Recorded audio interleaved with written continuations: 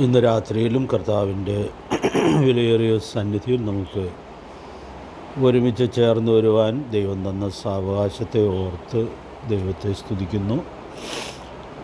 സഭാകാന്തനായ കർത്താവ് വിശ്വസ്ത സാക്ഷിയാണ് എന്നുള്ളതായ വളരെ പ്രധാനപ്പെട്ടൊരു പ്രത്യേകതയാണ് കഴിഞ്ഞ ദിവസങ്ങളിൽ നമ്മുടെ ധ്യാനമായിരുന്നത്. ഈ പഠനത്തിൻ്റെ രണ്ടാം ഭാഗത്ത് നമ്മൾ ഈ ദിവസങ്ങളിൽ ചിന്തിക്കാനിടയായിട്ട് തീരുന്നത് സഭാംഗങ്ങളായ നാം എത്രത്തോളം നമ്മുടെ ജീവിതത്തിൻ്റെ വ്യത്യസ്ത തലങ്ങളിൽ വിശ്വസ്തരായിരിക്കണം എന്നുള്ളതിനെ സംബന്ധിക്കുന്ന ആലോചനകളാണ് കഴിഞ്ഞ ക്ലാസ്സുകളിൽ നാം ചിന്തിച്ച് വന്നത്. 3 പ്രധാനപ്പെട്ട മേഖലകൾ നമ്മളതിൽ ചിന്തിച്ചായിരുന്നു. നമുക്ക് വാക്കിൽ വിശ്വസ്തരായിരിക്കാനായിട്ട് സാധിക്കണം. ഭരമേൽപ്പിക്കപ്പെട്ടിട്ടുള്ള വിശ്വാസ സത്യങ്ങൾ വിശ്വസ്തമായി കാക്കുവാൻ കഴിയണം എന്നുള്ളത് നമ്മൾ ചിന്തിച്ചു.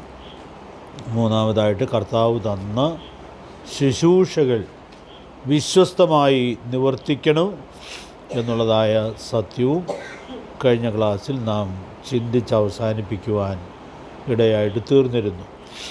4ാമത്തെ കാര്യമാണ് ഇന്ന് നമ്മൾ ചിന്തിക്കണമെന്ന് ആഗ്രഹിക്കുന്നത്.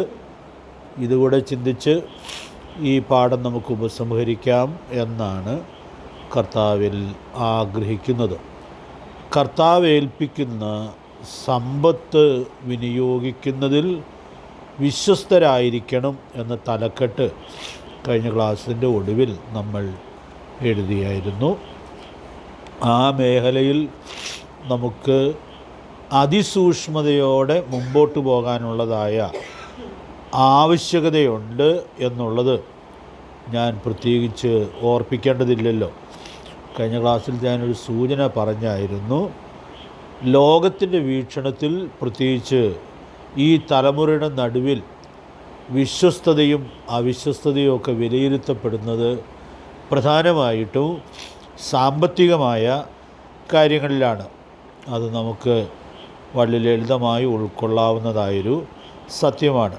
അപ്പോൾ അതുകൊണ്ട് നമുക്ക് ഈ മേഖലയിൽ വളരെ സൂക്ഷ്മതയോടെ വിശ്വസ്തരായി സാക്ഷ്യം വഹിക്കുവാനായിട്ട് ആവശ്യമുണ്ട് എന്നുള്ളതായ കാര്യം ആ ബന്ധത്തിൽ നമ്മൾ ഓർക്കുകയുണ്ടായി.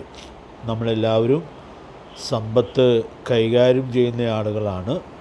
നേരിട്ടത് കൈകാര്യം ചെയ്യാത്ത ആളുകൾക്ക് വേണ്ടി മറ്റു ചിലർ ആ കാര്യം നിർവഹിക്കുവാൻ ഇടയായിട്ട് തീരുന്നുണ്ട്.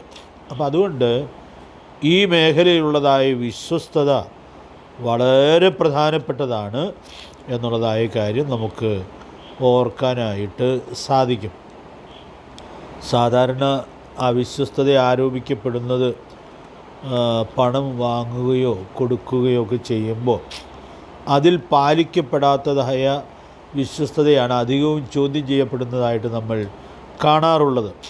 അതുകൊണ്ട് പ്രിയപ്പെട്ടവരെ, ഈ മേഖല ഏറെ അപകടകരമാണ് എന്നുള്ളതുകൊണ്ടും ലോകം നമ്മെ നിരീക്ഷിക്കുന്നൊരു മേഖലയാണ് എന്നുള്ളതുകൊണ്ടും അതിസൂക്ഷ്മതയോടെ മുമ്പോട്ട് പോകാനുള്ളതായ ആവശ്യകത നമുക്ക് ഉണ്ട്. ദൈവാത്മാവ് അതിനാവശ്യമായ ദൈവകൃപ നമുക്ക് നൽകട്ടെ. ഈ മേഖലയിൽ നമുക്ക് വിശ്വസ്തരായിരിക്കാനായിട്ട് സാധിച്ചാൽ, ഫിലിപ്പിയർ 2:15 വാക്യം നമ്മൾ ഇടയ്ക്കിടയ്ക്ക് ഓർക്കാറുണ്ട്, അവരുടെ ഇടയിൽ നിങ്ങൾ ജീവൻ്റെ വചനം പ്രമാണിച്ചുകൊണ്ട് ലോകത്തിൽ ജ്യോതിസുകളെ പോലെ പ്രകാശിക്കും. അതുകൊണ്ട് പ്രകാശപൂർണമായ സാക്ഷ്യം സൂക്ഷിക്കേണ്ടതിന് ഈ മേഖല നമ്മൾ ഏറെ പ്രാധാന്യത്തോടുകൂടി കരുതേണ്ടിയിരിക്കുന്നു. കർത്താവ് നമ്മെ സഹായിക്കട്ടെ. ഇവിടെ ഞാൻ ചില ഭാഗങ്ങൾ ഒന്ന് പരാമർശിക്കുക മാത്രം ചെയ്യാം എന്നാണ് വിചാരിക്കുന്നത്. വളരെ വിശദമായ പഠനം ഒത്തിരി ദീർഘമായി പോകും എന്നുള്ളതുകൊണ്ട് അങ്ങനെ ചെയ്യേണ്ടതില്ല എന്ന് കരുതുന്നു. വരുമാനത്തിലുള്ള വിശ്വസ്തത എന്നുള്ളത് വളരെ പ്രധാനപ്പെട്ടതായൊരു കാര്യമാണ്. ഞാനത് പറയുന്നില്ല, എന്തർത്ഥമാക്കുന്നു എന്നുള്ളത് നിങ്ങൾക്ക് മനസ്സിലായി എന്ന് ഞാൻ കരുതുകയാണ്. ഒരു വിശ്വാസിയുടെ വരുമാന മാർഗം യോഗ്യമല്ലെങ്കിൽ അതേറെ ആക്ഷേപിക്കപ്പെടുവാൻ ഇടയായിട്ട് തീരാവുന്നതാണ്. അപ്പോൾ അതുകൊണ്ട് നമുക്ക് ഈ മേഖലയിൽ സൂക്ഷ്മത പാലിക്കാനുള്ള വലിയ ഉത്തരവാദിത്വമുണ്ട്. നമ്മൾ വിശുദ്ധനായ ദൈവത്തെയാണ് സേവിക്കുന്നത്. നമ്മൾ സഭാകാന്തനെക്കുറിച്ച് ചിന്തിച്ചു വന്നപ്പോൾ വിശ്വസ്തത ചിന്തിച്ചു. പിന്നെ ചിന്തിച്ച വളരെ പ്രധാനപ്പെട്ടൊരു കാര്യം എന്താണ്? വിശുദ്ധനും സത്യവാനുമാണ് നമ്മുടെ കർത്താവ്. അപ്പോൾ അശുദ്ധമായ വരുമാന മാർഗങ്ങൾ അതിൽ തന്നെ കർത്താവിൻ്റെ നാമത്തിന് അപമാനമാണ് എന്നുള്ളതായ വലിയ സത്യം നമുക്കിവിടെ ഉൾക്കൊള്ളാനായിട്ട് സാധിക്കുകയാണ്. കർത്താവ് നമ്മെ സഹായിക്കട്ടെ. ഞാനിത് പറയുമ്പോൾ ഒരു വാക്യം എൻ്റെ മനസ്സിൽ വരികയാണ്. നേരത്തെ അതങ്ങനെ ചിന്തിക്കാനിടയായിട്ട് തീർന്നില്ല. ദൈവാലയത്തിലേക്ക് സമ്പത്ത് കൊണ്ടുവരാനായിട്ട് പറഞ്ഞിട്ടുണ്ട്. പ്രത്യേകിച്ച് ആവർത്തന പുസ്തകം 17-ാം അധ്യായത്തിൽ ദൈവസേനയിലേക്ക് വരണമെന്നും പറഞ്ഞിട്ടുണ്ട്. വരുമ്പോൾ വെറുങ്കൈയായി വരരുതെന്നും പറഞ്ഞിട്ടുണ്ട്. അപ്പോൾ കൊണ്ടുവരണം, അത് വളരെ പ്രധാനപ്പെട്ടതായൊരു സത്യമാണ്. പക്ഷേ എല്ലാം കൊണ്ടുവരണ്ട എന്നാണ് പറഞ്ഞിട്ടുള്ളത്. അതിൽ രണ്ട് കാര്യങ്ങൾ പ്രത്യേകിച്ച് എടുത്തു പറയുന്നുണ്ട്. വേശ്യയുടെ കൂലിയും പിന്നെ നായുടെ വിലയും ആലയത്തിലേക്ക് കൊണ്ടുവരരുത് എന്നുള്ളത് വളരെ ഖണ്ഡിതമായിട്ട് പറഞ്ഞിരിക്കുകയാണ്. അപ്പോൾ ഈ പ്രമാണം കൊടുക്കുമ്പോൾ അങ്ങനെ പറഞ്ഞിട്ടുണ്ട് എന്നുള്ളത് ഒരു വലിയ സത്യത്തിലേക്ക് വിരൽ ചൂണ്ടുകയാണ്. ഏത് വരുമാനം ആകാൻ പാടില്ല. ഏത് വരുമാനത്തിലും ദൈവത്തിന് പ്രസാദിക്കാനായിട്ട് സാധിക്കുകയില്ല. അതുകൊണ്ട് പ്രിയപ്പെട്ടവരെ, ഈ സത്യം നമ്മൾ വളരെ ഗൗരവത്തോടു കൂടി ഉൾക്കൊള്ളാനുള്ളതായ ആവശ്യകതയുണ്ട്. അതുകൊണ്ട് ഞാൻ ഇങ്ങനെ ഓർപ്പിക്കുന്നു, നമ്മൾ വിശുദ്ധനായ ദൈവത്തെ സേവിക്കുന്നവരാണ് എന്നുള്ളതിനാൽ നമ്മുടെ വരുമാന മാർഗവും വിശുദ്ധമായിരിക്കുന്നു എന്നുള്ളത് സൂക്ഷ്മതയോടെ ഉറപ്പുവരുത്തുവാനുള്ളതായ ഉത്തരവാദിത്വമുണ്ട്. ദൈവാത്മാവ് അതിനാവശ്യമായ ദൈവകൃപ നമുക്ക് നൽകട്ടെ. അപ്പോൾ അതുകൊണ്ട് ഈ ഒരു സ്റ്റേറ്റ്മെൻറ്റ് മാത്രം മതി എന്ന് ഞാൻ വിചാരിക്കുകയാണ്. അതിൻ്റെ ഒത്തിരി വിശദാംശങ്ങൾ ആവശ്യമില്ല. നമുക്ക് ഒറ്റ കേൾവിയിൽ മനസ്സിലാക്കാനായിട്ട് ഒരു പ്രയാസവുമുള്ള കാര്യമല്ല ഇത്. രണ്ടാമതായിട്ട് ഞാൻ പറയുന്നത്, സാമ്പത്തികമായ നമ്മുടെ വിനിമയത്തിൽ ചെലവാക്കുന്ന കാര്യത്തിലും ഒക്കെ വിശ്വസ്തത സൂക്ഷിക്കാനായിട്ട് സാധിക്കണം. അപ്പോൾ അത് വളരെ പ്രധാനപ്പെട്ടതായൊരു കാര്യമാണ്. ഞാൻ ആവർത്തന പുസ്തകം 8-ാം അധ്യായത്തിൽ നിന്ന് ഒരു 3 വാക്യങ്ങൾ വായിക്കാം എന്ന് വിചാരിക്കുകയാണ്. ആ 8-ാം അധ്യായത്തിൻ്റെ 16 മുതൽ 18 വരെയുള്ള വാക്യങ്ങൾ വായിക്കാം. ആ വാക്യങ്ങൾ വായിച്ച് ഞാൻ ഓരോ വാക്യങ്ങളെ അധികരിച്ച് ഒരു ചെറിയ വിശദീകരണമേ പറയണം എന്ന് ആഗ്രഹിക്കുന്നുള്ളൂ. ആവർത്തന പുസ്തകം 8-ാം അധ്യായത്തിൻ്റെ 16 മുതൽ 18 വരെയുള്ളതായ വാക്യങ്ങൾ.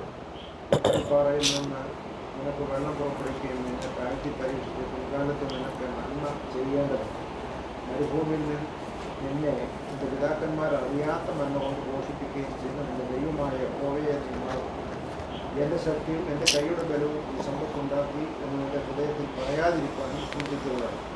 നിന്റെ ദൈവമായ യഹോവയെ നീ ഓർക്കണം. പിതാക്കന്മാരോട് സത്യം ചെയ്താൽ തൻ്റെ നിയമം ഇന്നുള്ളതുപോലെ ഉറപ്പിക്കേണ്ടതില്ല. അവനല്ലോ നിനക്ക് സമ്പത്തുണ്ടാക്കുവാൻ ശക്തി തരുന്നത്. അവിടെ ഒരു കാതലായ കാര്യം ഒന്ന് ഓർപ്പിക്കണം എന്ന് ആഗ്രഹിക്കുകയാണ്. ഈ 3 വാക്യങ്ങളും നമ്മൾ ശ്രദ്ധിക്കുമ്പോൾ അവിടെ ദൈവസന്നിധിയിൽ ഓർത്തിരിക്കേണ്ട വളരെ പ്രധാനപ്പെട്ട ചില സത്യങ്ങൾ നമ്മൾ കാണുകയാണ്. 16-ാമത്തെ വാക്യത്തിൽ ഒരു വലിയ സത്യം ഇസ്രായേലിൻ്റെ ചരിത്രത്തിൽ നിന്ന് അവരെ ഓർപ്പിക്കുന്നുണ്ട്. അവിടെ പറയുന്ന ഈ കാര്യം, ഒരധ്വാനവുമില്ലാതെ ആകാശത്തു നിന്ന് മന്ന വർഷിപ്പിച്ച് ദൈവം അവരെ പുലർത്തുകയായിരുന്നു. അപ്പോൾ താഴെ ഒരു അധ്വാനിക്കുന്ന കാര്യവും സമ്പത്തുണ്ടാക്കുന്ന കാര്യമൊക്കെയാണ് പറയുന്നത്. പക്ഷെ അതിനു മുമ്പ് ഈ 16-ാം വാക്യത്തിൽ എന്താ ഇത് പറയാനുള്ളതായ കാരണം? അപ്പോൾ നിൻ്റെ കൈകൾക്ക് കൊണ്ട് നിനക്ക് അധ്വാനിക്കാം, അധ്വാനിച്ചാൽ ദൈവം അതിൻ്റെ പ്രതിഫലം തരും. അത് താഴെ പറയാൻ പോവുകയാണ്. പക്ഷെ അതിന് മുമ്പ് പറയുകയാണ്, നീ ഒന്നും അധ്വാനിക്കാതെ നിൻ്റെ പിതാക്കന്മാർ വളരെ അതിശയകരമായിട്ടാണ് പരിപാലിക്കപ്പെട്ടത്. അപ്പോൾ അത് നീ എന്ത് ചെയ്യരുത്, നീ മറന്നു പോകരുത്. അപ്പോൾ അവിടെ നമുക്കറിയാം, ഇസ്രയേൽ ജനത്തിന് മന്ന നൽകിയതിലൂടെ ദൈവം അവരെ വളരെ വലിയൊരു പാഠം പഠിപ്പിക്കുകയായിരുന്നു. 3-ാമത്തെ വാക്യത്തിൽ ആ പാഠം നമ്മൾ കാണുന്നുണ്ട്. ജസ്റ്റ് ഒന്നങ്ങ് വായിച്ചോളൂ. അത് അവൻ നിന്നെ താഴ്ത്തുകയും നിന്നെ വിശപ്പിക്കുകയും മനുഷ്യനപ്പം കൊണ്ട് മാത്രമല്ല യഹോവയുടെ വായിൽ നിന്ന് പുറപ്പെടുന്ന സകല വചനം കൊണ്ട് ജീവിക്കുന്നു എന്ന് നിന്നെ ഗ്രഹിപ്പിക്കേണ്ടതിന് നീയും നിന്റെ പിതാക്കന്മാരും അറിഞ്ഞിട്ടില്ലാത്ത മന്ന കൊണ്ട് നിന്നെ പോഷിപ്പിക്കുകയും ചെയ്തു. അപ്പോൾ മന്ന കൊണ്ട് അവരെ പോഷിപ്പിച്ച എന്തിനാണെന്നുള്ളത് അവിടെ വളരെ കൃത്യമായിട്ട് പറയുകയാണ്. ഒരു വലിയ പാഠം പഠിപ്പിക്കാനായിട്ടാണത് ചെയ്തത്. ഞാൻ ധാരാളം പറയുന്നൊരു കാര്യമാണിത്.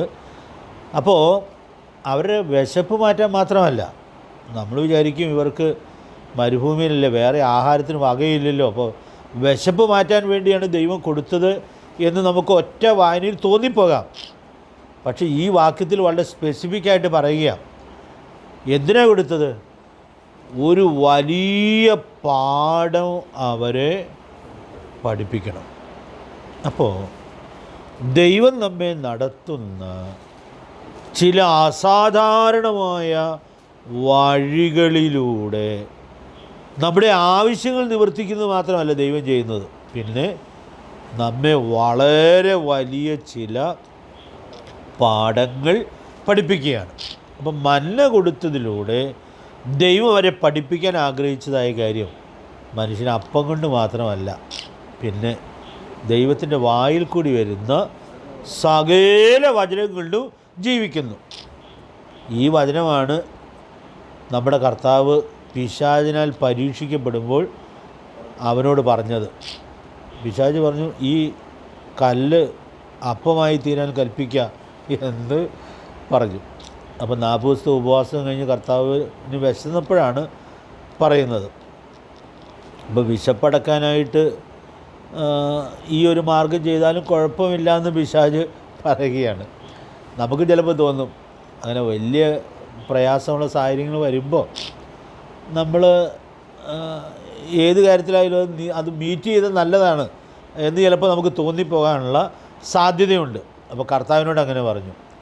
അപ്പോൾ കർത്താവ് ഈ വാക്യമാണ് ഉദ്ധരിച്ചത്, മനുഷ്യന് അപ്പം കൊണ്ട് മാത്രമല്ല, ദൈവത്തിൻ്റെ വായിൽ കൂടി വരുന്ന സകല വചനം കൊണ്ടും ജീവിക്കുന്നു. അതിൻ്റെ ഒത്തിരി വിശദാംശങ്ങളിലേക്ക് ഞാൻ പോകാനായിട്ട് ശ്രമിക്കുന്നില്ല. പ്രിയപ്പെട്ടവരെ, ദൈവമക്കളായ നാം എപ്പോഴും ഓർത്തിരിക്കണം, നാം അപ്പം കൊണ്ട് മാത്രം ജീവിക്കുന്ന ആളുകളല്ല, പിന്നെയോ ദൈവത്തിൻ്റെ ആ വചനം കൊണ്ട് ജീവിക്കേണ്ടിയവരായ ആളുകളാണ്.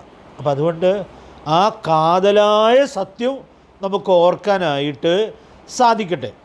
കാരണം ഇസ്രായേൽ മക്കളെ ദൈവം ഇങ്ങനെ പരിപാലിക്കുമ്പോൾ അതെങ്ങനെയെന്നുള്ളത് വേറൊരാൾക്കൊന്ന് വിശദീകരിച്ചു കൊടുക്കാൻ പറ്റുമോ? ഈ മന്ന കൊണ്ട് പോഷിപ്പിക്കപ്പെട്ടത് എങ്ങനെയാണ്, അതിൻ്റെ സോഴ്സ് എന്താണ് എന്നുള്ളത് ഒന്ന് വിശദീകരിച്ചു കൊടുക്കാനായിട്ട് പ്രയാസമാണ്. പക്ഷെ കാര്യം നടന്നു എന്നുള്ളത് ശരിയുമാണ്. അപ്പം നമ്മൾ മനസ്സിലാക്കുന്നൊരു കാര്യം, അവിടെ ദൈവം വളരെ അതിശയകരമായ വഴിയിലൂടെ വലിയൊരു പാഠം പഠിപ്പിക്കുകയായിരുന്നു. ഞാനിതിലൊരു സമാനമായൊരു ഉദാഹരണം ഇന്ന് വലിയൊരു യാത്രയിലൊക്കെ ആയിരുന്നെങ്കിലും ഈ വേദഭാഗം ചിന്തിക്കുമ്പോൾ ഓർമ്മയിൽ വരാനിടയായിട്ട് തീർന്നു.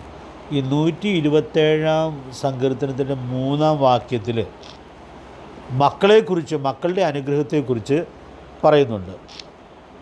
മക്കൾ യഹോവ നൽകുന്ന ദാനമാണ്, ഉദരഫലം അവൻ തരുന്ന പ്രതിഫലമാണ്.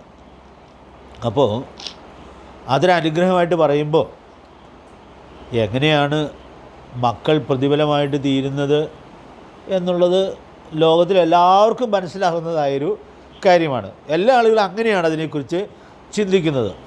മക്കളുണ്ടെങ്കിൽ നമുക്ക് ബലഹീനതയൊക്കെ വരുമ്പോൾ അവർ നമുക്കൊരാശ്വാസമായിട്ട് ഇരിക്കും. അത് നോർമലായിട്ട് എല്ലാവരും ചിന്തിക്കുന്നതായൊരു കാര്യമാണ്. പക്ഷേ ഈ വാക്യം ഇവിടെ പറയുമ്പോഴും ദൈവം ഒരിക്കലും അബ്രഹാമിനോട് പറഞ്ഞൊരു വാക്യമുണ്ട്. അബ്രഹാമിന് മക്കളില്ല എന്ന്. അപ്പോൾ അവിടെ പറയുന്നൊരു വാക്ക് അതൊന്ന് വായിക്കണം നമുക്ക്. ഉൽപ്പത്തി പുസ്തകം 15-ാം അധ്യായത്തിൻ്റെ 1-ാമത്തെ വാക്യം.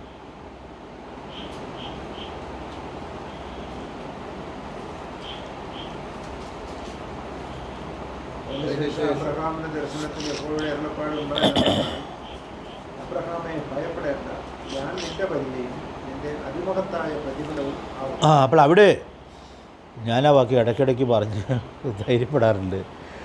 അബ്രഹാമിനോട് ദൈവം പറയാണ്, അപ്പോൾ ഞാൻ നിൻ്റെ പരിചയമാണ്, ഞാൻ നിൻ്റെ പരിചയമാണ്. ഇതിൻ്റെ ഒരു പശ്ചാത്തലമുണ്ട് കേട്ടോ. ആ പശ്ചാത്തലം വലിയൊരു യുദ്ധത്തിൽ വലിയ വിജയം കിട്ടി വന്ന അബ്രഹാം ഒരു കുന്ന് സമ്പത്ത് കർത്താവിൻ്റെ മഹത്വത്തിന് വേണ്ടി വേണ്ട എന്ന് വെച്ചതാണ് 14-ാം അധ്യായം പറഞ്ഞ് അവസാനിപ്പിക്കുന്നത്. അപ്പോൾ സോദരൻ രാജാവ് പറഞ്ഞു, ഈ സമ്പത്തെല്ലാം നീ എടുത്തോ. അപ്പോൾ അബ്രഹാം പറഞ്ഞ ഉത്തരം നമ്മൾ സാധാരണ ഓർക്കാറുണ്ട്, ഒരു ചരടാകട്ടെ ചെരുപ്പുകാറാകട്ടെ എനിക്ക് വേണ്ട. അതിനൊരു കാരണം പറയുന്നത്, അബ്രഹാമിനെ നീ സമ്പന്നനാക്കിയെന്ന് നാളെ ഒരാൾ പറയാൻ ഇടയായിട്ട് തീരരുത്. അതിൻ്റെ അപമാനം അബ്രഹാമിനല്ല, പിന്നെ അബ്രഹാമിൻ്റെ ദൈവത്തിനാണ്. അപ്പോൾ അതുകൊണ്ട് അങ്ങനെ വളരെ സ്ട്രോങ് ആയിട്ടുള്ളൊരു തീരുമാനം അബ്രഹാം എടുത്തു, അത് പറഞ്ഞു.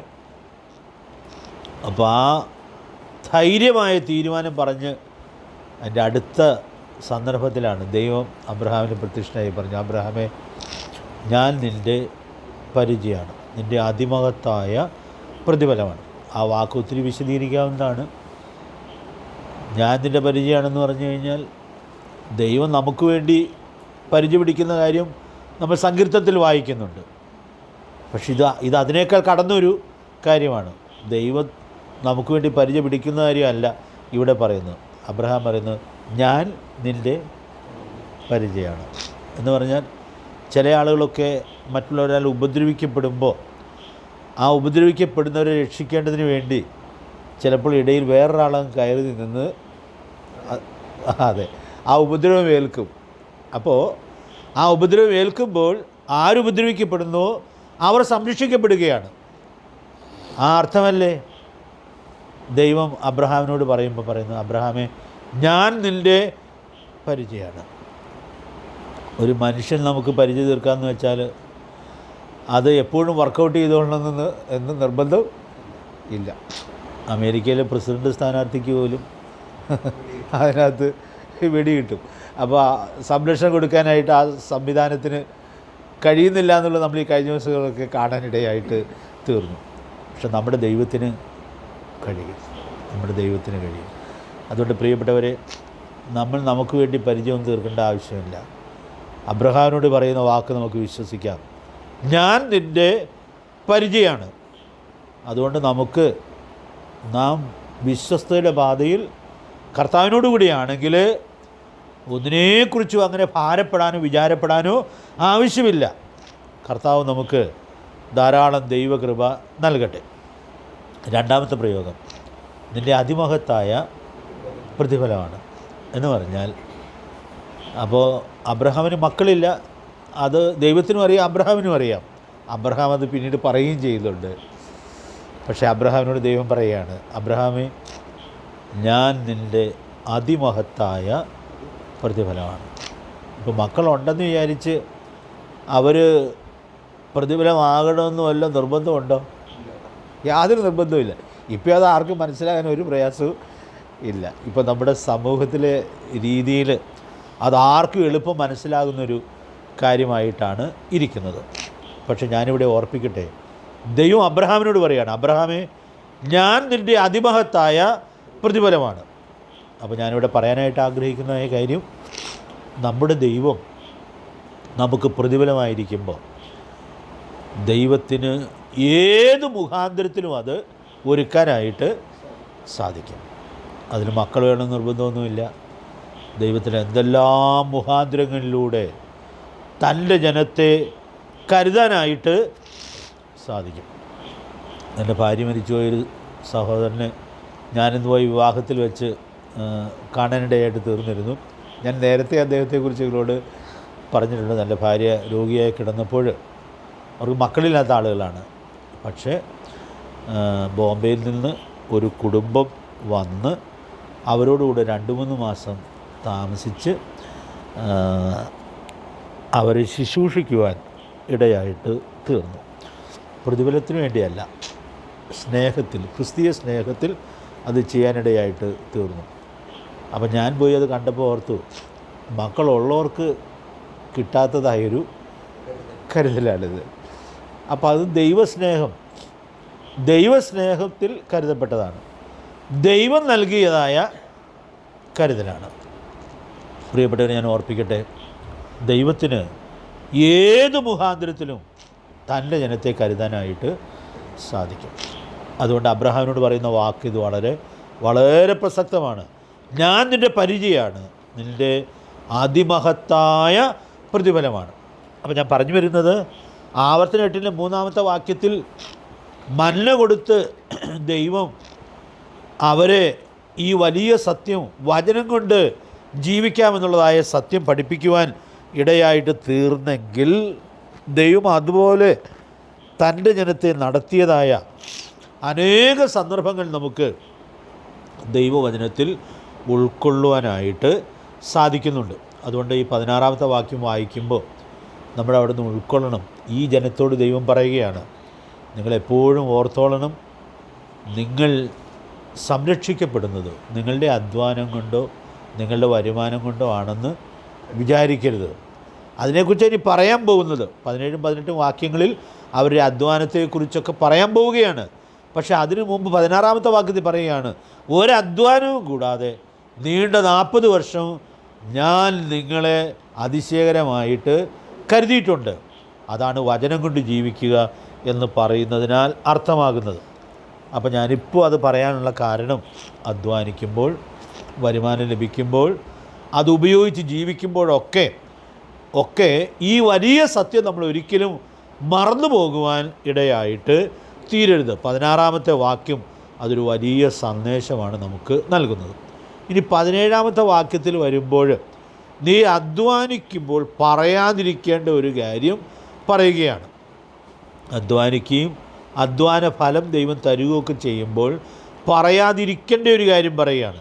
എൻ്റെ ശക്തിയും എൻ്റെ കൈയുടെ ബലവും ഈ സമ്പത്തുണ്ടാക്കി എന്ന് പറയാതിരിക്കാൻ സൂക്ഷിക്കണം എന്ന് പറഞ്ഞാൽ, നമ്മുടെ നാട്ടിലുമൊക്കെ അനേക ആളുകൾ ഇങ്ങനെ പറയാറുണ്ട്, ഇതൊക്കെ ഞങ്ങളുടെ അധ്വാന ഫലമാണ്, എന്തൊക്കെ കഷ്ടപ്പെട്ടാണെന്നറിയാമോ ഇതൊക്കെ ഉണ്ടാക്കിയത് എന്നൊക്കെയുള്ളതായ ധാരാളം സംസാരങ്ങൾ നമ്മൾ കേൾക്കാറുണ്ട്. പക്ഷേ ഇവിടെ ദൈവം ഇസ്രായേലിനോട് പറയുന്നത് എന്താണ്? നീ അങ്ങനെ എന്ത് ചെയ്യരുത്, അങ്ങനെ പറയരുത്. കാരണം അങ്ങനെ പറയുമ്പോൾ ദൈവത്തിൻ്റെ മഹത്വം കാണേണ്ടതിന് പകരം സ്വന്തം അധ്വാനത്തിൻ്റെ മഹത്വം കാണാനിടയായിട്ട് തീരുകയാണ്. അതാർക്ക് പ്രസാദകരമല്ല, ദൈവത്തിന് പ്രസാദകരമല്ല. ഇവിടെ ഒരു വാക്യം ഒന്ന് എഴുതിയിട്ടാൽ മതി. ദാനിയേൽ പുസ്തകം 4-ാം അധ്യായത്തിന് 30-ാമത്തെ വാക്യത്തിൽ നെബൂഖദ്നേസർ ഒരു ദിവസം താൻ അധ്വാനിച്ച് ഒക്കെ ഉണ്ടാക്കിയ പണിത ആ രാജധാനിയിൽ ഇങ്ങനെ ഉലാവിക്കൊണ്ടിരിക്കുമ്പോൾ പറഞ്ഞൊരു വാചകമാണ് 30-ാമത്തെ വാക്യത്തിൽ. ഇതൊക്കെ എൻ്റെ അധ്വാനമാണ് എന്നുള്ളത് താൻ അങ്ങനെ പറഞ്ഞു. പക്ഷെ ആ വാക്ക് കയ്യിലിരിക്കുമ്പോൾ തന്നെ ദൈവം തന്നെ നടപടി ആരംഭിച്ചു. പിന്നെ 7 വർഷക്കാലം അവൻ കൊട്ടാരവും കണ്ടിട്ടില്ല, ഒന്നും കണ്ടിട്ടില്ല. നേരെ കാട്ടിൽ പോയി മൃഗങ്ങളെ പോലെ അവൻ പുല്ല് തിന്ന് ജീവിക്കാനിടയായിട്ട് തീർന്നു. അപ്പം ഞാൻ ഇന്ന് പകൽ ഭയത്തോടെ ഓർത്തൊരു കാര്യം, നമ്മൾ അറിഞ്ഞോ അറിയാതെ ഇത് പറയാൻ പാടില്ല. ഇത് പറയുന്നത് ദൈവത്തെ ഏറെ വേദനിപ്പിക്കും. അതിൻ്റെ ശിക്ഷ വളരെ ഭയങ്കരമാണ്, വളരെ ഭയങ്കരമാണ്. അതുകൊണ്ട് പ്രിയപ്പെട്ടവരെ, നമുക്കിവിടെ അതിസൂക്ഷ്മതയോടെ ആയിരിക്കാനായിട്ട് സാധിക്കട്ടെ. ഇനി അതിൻ്റെ അടുത്ത സ്റ്റെപ്പാണ് 18-ാമത്തെ വാക്യത്തിൽ നമ്മൾ വായിക്കുന്നത്. അവിടെ അവനാണ് എനിക്ക് സമ്പത്തുണ്ടാക്കാൻ ശക്തി തരുന്നത് എന്ന തിരിച്ചറിവ് എപ്പോഴും നിനക്ക് ഉണ്ടായിരിക്കണം. അപ്പം നീ അധ്വാനിക്കണം, പക്ഷേ നിനക്ക് അധ്വാനിക്കാനുള്ള ശക്തി തരുന്നത് പോലും ആരാണ്? ദൈവമാണ്. അതൊന്ന് പറയാൻ വേണ്ടി ഞാനൊരു പശ്ചാത്തലം ഒരുക്കിയെന്ന് മാത്രമേ ഉള്ളൂ. അപ്പോൾ നമ്മൾ അധ്വാനിച്ച് ആർജിക്കുന്ന വരുമാനവും ആര് തരുന്നതാണ്? ദൈവം തരുന്നതാണ്.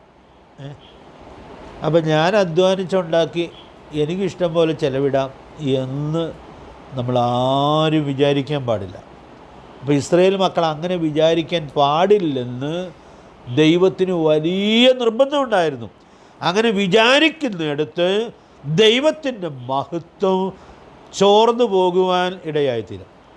ദൈവത്തിൻ്റെ മഹത്വം അങ്ങനെ ചോരുമില്ല, പക്ഷേ ഈ പറയുന്ന ആളുകളുടെ മഹത്വം ചോർന്നു പോകുവാൻ ഇടയായിട്ട് തീരും. അപ്പോൾ അതുകൊണ്ട് ഈ 18-ാം വാക്യത്തിൽ പറഞ്ഞിരിക്കുന്ന ഈ വാക്കുകൾ എപ്പോഴും നമ്മുടെ മനസ്സിൽ സൂക്ഷിക്കുവാൻ, ആ വിനയത്തോടുകൂടി അധ്വാനിക്കാനായിട്ട് ദൈവാത്മാവ് നമുക്കെല്ലാവർക്കും കൃപ നൽകട്ടെ. അപ്പോൾ നമ്മൾ ഇപ്പോൾ ഇവരുടെ അധ്വാനം അധികവും കൃഷിയാണ്. അപ്പോൾ ആ കൃഷിയിലൊക്കെ അധ്വാനിക്കുകയും ദൈവം അവർക്കതിൻ്റെ നന്മ നൽകുകയും ഒക്കെ ചെയ്യുമ്പോൾ അവർ തിരിച്ചറിയുകയാണ്, ദൈവം ഞങ്ങൾക്ക് തന്നതായ വരുമാനമാണിത്. അപ്പം അതുകൊണ്ട് ഇനി ഞാൻ പറയാനുള്ള സ്റ്റേറ്റ്മെൻറ്റ് പറയട്ടെ. നമ്മുടെ വരുമാനം നമ്മുടെ അധ്വാന ഫലമായിരിക്കുമ്പോഴും അത് നമുക്ക് ദൈവം തന്നതാണെന്നുള്ള ആ വിവേകവും വിനയവും എപ്പോഴും സൂക്ഷിക്കാനായിട്ട് സാധിക്കട്ടെ. അപ്പോൾ നമ്മുടെ കയ്യിൽ അങ്ങനെ അധ്വാനിച്ച് ലഭിക്കുന്ന പണത്തിലും നമ്മുടെ ഉടമസ്ഥത എന്ന് പറയുന്നത് നമ്മുടെ കാര്യവിചാരകത്വമാണ്. ഞാൻ പറഞ്ഞത് നിങ്ങൾക്ക് മനസ്സിലായെന്ന് വിചാരിക്കുന്നു. ഇതെൻ്റെ പണമാണെന്ന് പറയുമ്പോഴും ഇത്രയേ നമുക്ക് അധികാരമുള്ളൂ. കർത്താവ് നമ്മുടെ കയ്യിൽ പണം തന്നിട്ടുണ്ട്, അതിൻ്റെ കാര്യവിചാരകത്വം എന്നെ ഏൽപ്പിച്ചിട്ടുണ്ട്. അപ്പോൾ ഈ കാര്യവിചാരകന്മാർ ആരായിരിക്കണം? വിശ്വസ്തരായിരിക്കണം. നമ്മൾ ദൈവവചന സത്യങ്ങളുള്ള ബന്ധത്തിൽ 1 കൊരിന്ത്യർ 4-ാം അധ്യായത്തിൽ നിന്ന് നേരത്തെ ചിന്തിച്ചിട്ടുണ്ട്. ഗ്രഹവിചാരകന്മാരിൽ അന്വേഷിക്കുന്നതോ അവർ വിശ്വസ്തരായിരിക്കണം. അപ്പോൾ നമ്മൾ ദൈവവചനം പരമേൽപ്പിക്കപ്പെട്ട ആളുകളാണ്.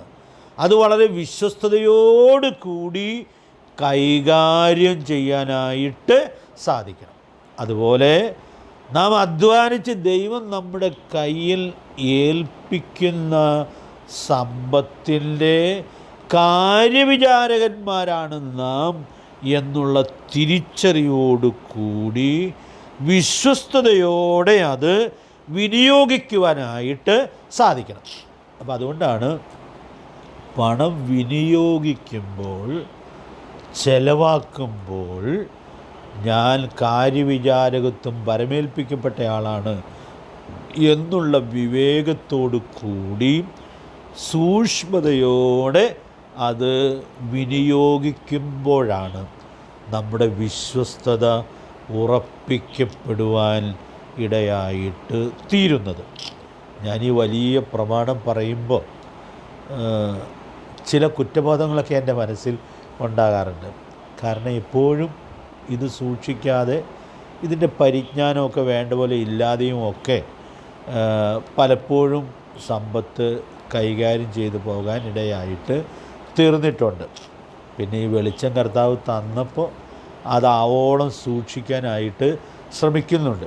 എത്ര സൂക്ഷിച്ചാലും നമ്മൾ തെറ്റിപ്പോകാനായിട്ട് വളരെ സാധ്യതയുള്ള ഒരു മേഖലയാണ് ഇത് എന്നുള്ളതായ ആ വലിയ സത്യം ഇവിടെ ഉൾക്കൊള്ളാനായിട്ട് നമുക്ക് കഴിയേണ്ടിയിരിക്കുന്നു. ദൈവത്തിൻ്റെ ആത്മാവ് നമ്മെ സഹായിക്കട്ടെ. അപ്പോൾ അതുകൊണ്ട് ഈ വിനിയോഗത്തോടുള്ള ബന്ധത്തിലുള്ള വിശ്വസ്തതയിൽ ഞാൻ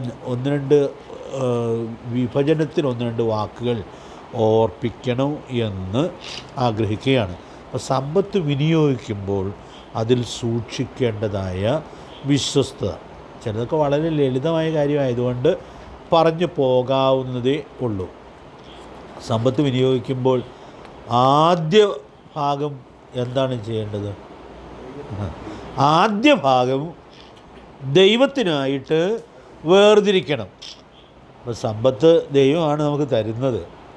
പക്ഷേ വേദപുസ്തകത്തിലെ ഉടനീളം പ്രമാണം ആദ്യ ഭാഗം തന്നവനോടുള്ള ആദരവിൽ വേർതിരിച്ച് ഉപയോഗിക്കാനായിട്ട് സാധിക്കണം. മലാക്കി പ്രവാചകൻ ഇസ്രായേൽ ജനത്തെ വളരെ കുറ്റപ്പെടുത്തുന്നുണ്ട്.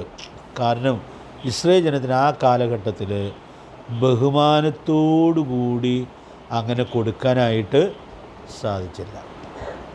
അപ്പം അതുകൊണ്ട് വളരെ പരുഷമായ വാക്കുകളിൽ അത് പറയുന്നുണ്ട്. ഞാൻ പിന്നീട് ആ വാക്യം പറയാം. ദാവീദ് ധാരാളം കൊടുത്തയാളാണ്. ദിനവൃത്താന്ത പുസ്തകത്തിൽ നമ്മളത് വായിക്കുന്നുണ്ട്. ദൈവത്തിൻ്റെ ആലയത്തിന് വേണ്ടി വേർതിരിച്ച് കൂടാതെ സ്വന്തം ഭണ്ഡാരത്തിൽ നിന്നും കൊടുത്ത ആളാണ് ദാവീദ്. അതിൻ്റെ പിന്നിലെ പ്രചോദനം എന്താണെന്നും അവിടെ പറയുന്നുണ്ട്. ദൈവത്തിൻ്റെ ആലയത്തോടുള്ള പക്ഷം നിമിത്തം, സ്നേഹം നിമിത്തം അങ്ങനെ ദാവീദ് ചെയ്തിട്ടുണ്ട്. ധാരാളം കൊടുക്കുമ്പോഴും ദാവീദ് പറയുന്നത്, ദൈവമേ ഞങ്ങൾ അങ്ങയുടെ കയ്യിൽ നിന്ന് വാങ്ങി തന്നു എന്ന് മാത്രമേ ഉള്ളൂ. അപ്പോൾ എന്ത് വിനയത്തോടു കൂടിയാണ് ആ ദൈവദാസൻ അങ്ങനെ വേർതിരിച്ച് ദൈവത്തെ ആദരിച്ച് വിശ്വസ്തയോടെ നൽകുവാൻ ഇടയായിട്ട് തീരുന്നത്. അപ്പം അതിൻ്റെ വിശദാംശങ്ങളിലേക്ക് ഞാൻ പോകുന്നില്ല. എങ്കിലും ഒരു അപകട സൂചന ഞാൻ പറയാം. പഴയ നിയമത്തിൽ ദൈവത്തിന് വേണ്ടി വേർതിരിക്കുന്നതിൽ തെറ്റുപറ്റിയ ഒരാളും കുടുംബവുമുണ്ട്. ആരാണെന്നറിയാമോ? ദൈവത്തിന് വേണ്ടി വേർതിരിക്കുന്നതിൽ തെറ്റുപറ്റിയ ആളാണ് ആഹാൻ. നമ്മൾ വിചാരിക്കുന്നത് ആ മോഷ്ടിച്ചു എന്നൊക്കെ പറയുന്നത് അവിടെ ആ പട്ടണത്തിൽ ബാധകമായെന്ന് മാത്രമേ ഉള്ളൂ.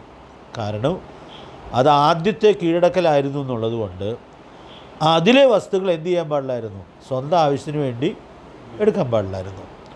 അത് ദൈവത്തിൻ്റെ ആലയത്തിന് വേണ്ടി വേർതിരിക്കണമായിരുന്നു. പക്ഷെ പിന്നീടുള്ള പട്ടണത്തിലുള്ളതെല്ലാം അവർക്ക് എടുക്കാമായിരുന്നു.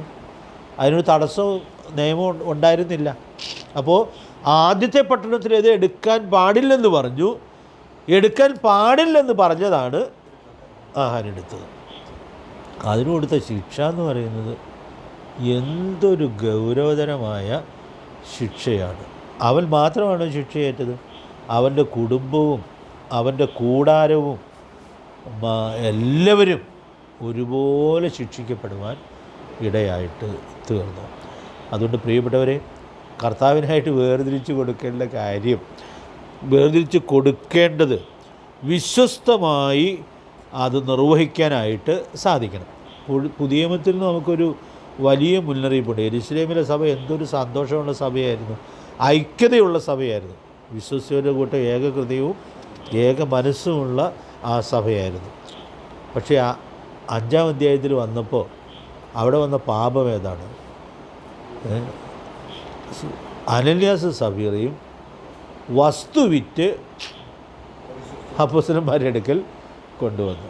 അപ്പോൾ അത് വലിയ കൊടുക്കലാണ്. പക്ഷേ അതിനകത്ത് അവർ വ്യാജം കാണിച്ചു. അതിന് കിട്ടിയ ശിക്ഷ എന്ന് പറയുന്നത് എന്തോ ഒരു ഭയങ്കരമായിട്ടുള്ള ശിക്ഷയാണ്. അപ്പോൾ അതുകൊണ്ട് ഞാനങ്ങനെ ഓർപ്പിക്കട്ടെ, ഈ ഒന്നാമത്തെ കാര്യത്തിൽ നമ്മൾ ഒരിക്കലും അവിശ്വസ്തരാകുന്നില്ല എന്നുള്ളത് സൂക്ഷ്മതയോടെ ഉറപ്പ് വരുത്തണം. അത് വളരെ പ്രധാനപ്പെട്ട ഒരു കാര്യമാണ്. നമ്മുടെ കർത്താവ് വിശ്വസ്തനാണ്. നമ്മൾ വിശ്വസ്തരായിരിക്കുമ്പോൾ, നമ്മുടെ കയ്യിൽ കർത്താവ് ഏൽപ്പിച്ച സമ്പത്ത് കൈകാര്യം ചെയ്യുമ്പോൾ തന്നെ ഈ വിശ്വസ്തത കർത്താവ് നമ്മിൽ നിന്ന് ചോദിക്കുന്നുണ്ട്. മലാക്കി 3:8 വായിച്ച് അവസാനിപ്പിക്കേണ്ടിയിരിക്കുന്നു. ബാക്കി അടുത്ത ക്ലാസ്സിൽ പറയാം. ഒന്ന് വായിച്ചോ, മലാക്കി 3:8 വാക്യം.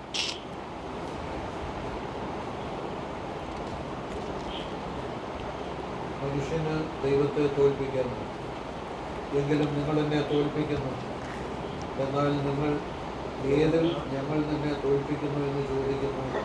ദശാംശത്തിലും വഴിപാടില്ല. അപ്പോൾ അവിടെ നമ്മുടെ മലയാളത്തിൽ ഇച്ചിരി മയമായിട്ടാണത് ട്രാൻസ്ലേറ്റ് ചെയ്തിരിക്കുന്നത്. മനുഷ്യന് ദൈവത്തെ തോൽപ്പിക്കാമോ? അപ്പോൾ അവർ ചോദിക്കുന്നുണ്ട്, ഏതിലാണ് ഞങ്ങൾ തോൽപ്പിക്കുന്നത്? അപ്പോൾ പ്രവാചകൻ കൃത്യമാണ് ഉത്തരം, ഇല്ലേ? ദശാംശത്തിലും വഴിപാടിലും തോൽപ്പിക്കുന്നു. ന്യൂ കിങ് ജെയിംസ് വേർഷനിൽ ആ വാക്യം തുടങ്ങുന്നത് will a man Rob God. അത് ശരിക്കും പരിഭാഷ ചെയ്താൽ എന്താണ്? ദൈവത്തെ കൊള്ളയടിക്കാമോ? നിങ്ങൾ ദൈവത്തെ കൊള്ളയടിക്കുകയാണ് എന്ന് പറഞ്ഞാൽ എന്താ എൻ്റെ അർത്ഥം? ദൈവത്തിനു വേണ്ടി വേർതിരിക്കേണ്ടത് വേർതിരിക്കാതെ സ്വന്തം ആവശ്യത്തിന് വേണ്ടി ഉപയോഗിക്കുമ്പോൾ എന്തു ചെയ്യുകയാണ്? ദൈവത്തെ കൊള്ളയടിക്കുകയാണ്. എന്തൊരു ഗൗരവമായിട്ടാണ് ദൈവാത്മാവ് ഈ സത്യം വെളിപ്പെടുത്തുന്നത്. അതുകൊണ്ടാണ് ആഹാൻ ചെയ്ത കാര്യം മോഷ്ടിച്ചു, പിന്നെ അത് മറവ് ചെയ്തു എന്നൊക്കെ പറയുമ്പോൾ പറയാനിടയായിട്ട് തീരുന്നത്. അതുകൊണ്ട് പ്രിയ ദൈവമക്കളെ, വിനിമയത്തിൽ നമുക്ക് വിശ്വസ്തരായിരിക്കാം. ദൈവം തന്നത് കാര്യവിചാരക അധികാരത്തിൽ ഏറ്റവും വിശ്വസ്തമായിട്ട് അത് ചെയ്യുന്നു എന്നുള്ളത് അതിസൂക്ഷ്മതയോടെ ഉറപ്പുവരുത്തത്തക്കവണ്ണം ദൈവാത്മാവ് നമുക്ക് കൃപ നൽകട്ടെ. ബാക്കി വിനിമയത്തിൻ്റെ ചില മേഖലകൾ കൂടി ഞാനൊന്ന് പരാമർശിക്കാം, അടുത്ത ക്ലാസ്സിൽ പറയാം എന്ന് വിചാരിക്കുന്നു. ഞാനിങ്ങനെ ഓർപ്പിക്കട്ടെ, വിശ്വസ്ത സാക്ഷിയായ സഭാകാന്തൽ സഭാംഗങ്ങൾ വ്യത്യസ്ത മേഖലകളിൽ വിശ്വസ്തത സൂക്ഷിക്കണമെന്നാണ് ആഗ്രഹിക്കുന്നത്. അത് കുറച്ച് വിശദമായിട്ട് നമ്മൾ ചിന്തിച്ചു. അത് സൂക്ഷ്മതയോടെ പ്രായോഗികമാക്കി ജീവിക്കത്തക്കവണ്ണം ദൈവാത്മാവ് നമ്മെ സഹായിക്കട്ടെ. കഴിഞ്ഞ ക്ലാസ്സിൽ നമ്മൾ ചിന്തിച്ച പോലെ അതൊക്കെ സൂക്ഷ്മതയോടെ ചെയ്യാൻ സാധിച്ചാൽ നമ്മൾ കർത്താവിൻ്റെ സന്നിധി നിൽക്കുമ്പോൾ നമ്മളെ എങ്ങനെ വിളിക്കും? നല്ലവനും വിശ്വസ്തനുമായ ദാസനെ എന്നുള്ളതായ അനുഗ്രഹീതമായ വിളി കേൾക്കാനായിട്ട് സാധിക്കും. നമുക്കെല്ലാവർക്കും അത് സാധിക്കട്ടെ. ദൈവാത്മാവ് നമ്മെ സഹായിക്കട്ടെ. കർത്താവിൻ്റെ വിലയേറിയ നാമം ഇന്നും എന്നേക്കും വാഴ്ത്തപ്പെടുമാറാകട്ടെ.